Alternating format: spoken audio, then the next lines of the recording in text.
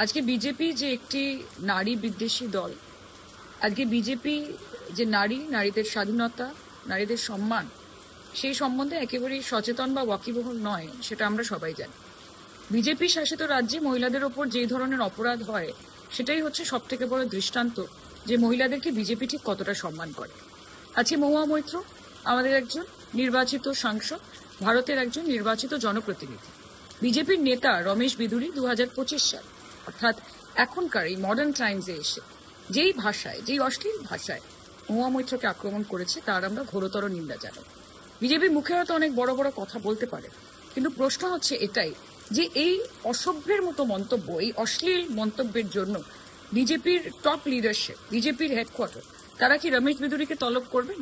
তার কাছে কি কোনো রকমের এক্সপ্লেনেশন চাওয়া হবে? তাকে কি কোনো রকম ভাবে শোকজ করা হবে?